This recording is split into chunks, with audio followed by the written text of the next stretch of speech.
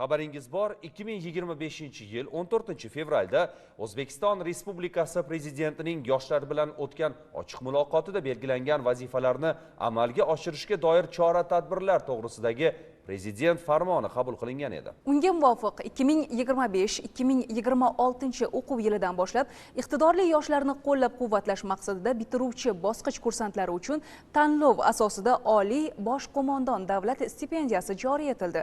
Navbatdagi lavhamizda stipendiyaga munosib ko'rilgan dastlabki nomzodlar haqida so'z boradi.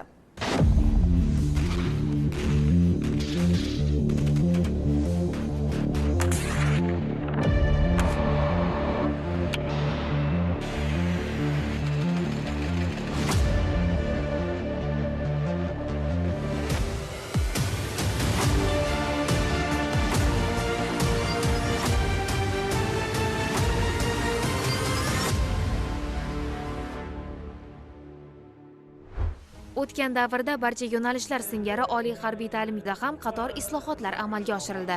Natijada tizim to'liq transformatsiya qilinib, xorijiy tajribalar asosida yangi model joriy etildi.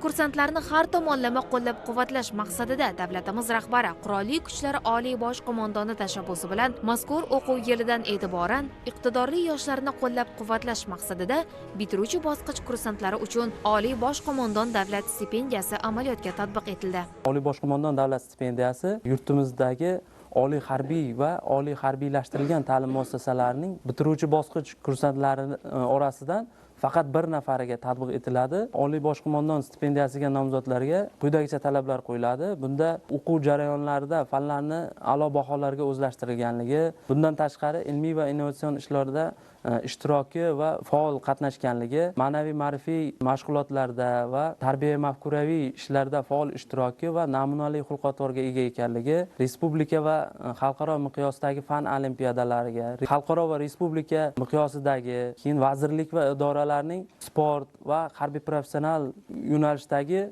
musobaqalarida ishtiroki va yuqori natijalarga erishganligi, oliy harbiy ta'lim muassasasida o'qishi davomida elektron va bosma ommaviy axborot vositalarida, shuningdek vazirlik va idoralarning davriy nashrlar to'plamida mualliflikda va ham mualliflikda maqolalar chop etgan bo'lishi kerak. Oliy bosh qo'mondon davlat stipendiyasiga sazovor bo'lgan kursantlarimiz endilikda mutaxassisligi bo'yicha oliy harbiy ta'lim muassasalarining magistratura bosqichiga 5 yil davomida imtihonlarsiz qabul qilinish imtiyoziga ega bo'ladi. Bundan tashqari Oliy bosh qo'mondon davlat stipendiyasi sohibi bo'lgan kursantlarga o'zlari oladigan har oylik stipendiyalariga qo'shimcha ravishda O'zbekiston Respublikasi Prezidenti stipendiyasi miqdoridagi stipendiyalar to'lanadi.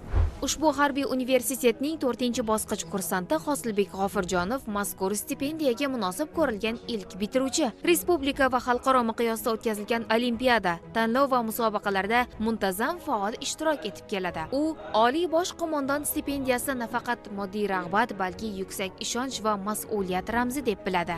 2025-yil Hindistonda junior xalqaro prompt muhandislari tanlovida ishtirok etdim onlayn ravishda. 20 dan ortiq davlatlar ishtirok etgan bu tanlovda men faxrli 3-o'rinni egalladim.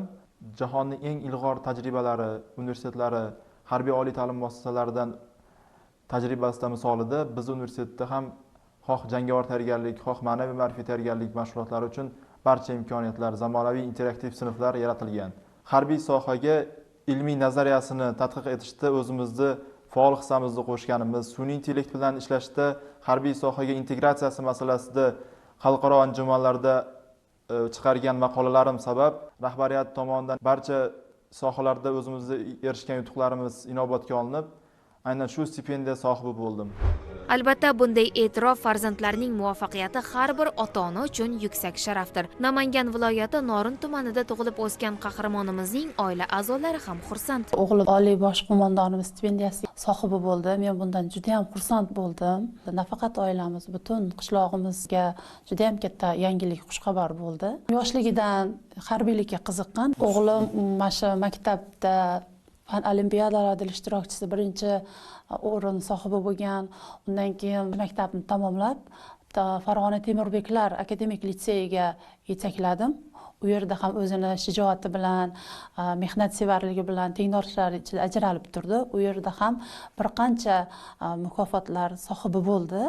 Kursantning shiori oddiy, lekin mazmunli.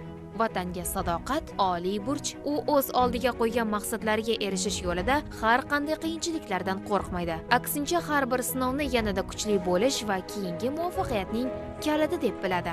Ota-onamni menga duosi, ustozlarimni menga bo'lgan ishonchi, komandirlarimni meni qat'iyat bilan tarbiyalagani aynan ushbu stipendiyaga loyiq ko'rilganimning asosiy sababi deb bilaman. Bu menga berilgan ishonch yanada kattaroq marralarni zabt etishim uchun zamin yaratdi deb aytsam ayni haqiqat bo'ladi.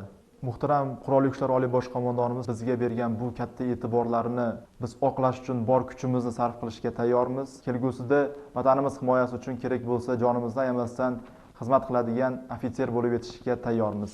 Bunday e'tirof bo'lajak ofitserlar uchun katta rag'bat bo'lib, ularni vatanga sadoqat bilan xizmat qilishga, harbiy burchiga mas'uliyat bilan yondashishga, shuningdek, mamlakatimiz mudofaa salohiyatini mustahkamlash yo'lida sidqi dildan xizmat qilishga undaydi.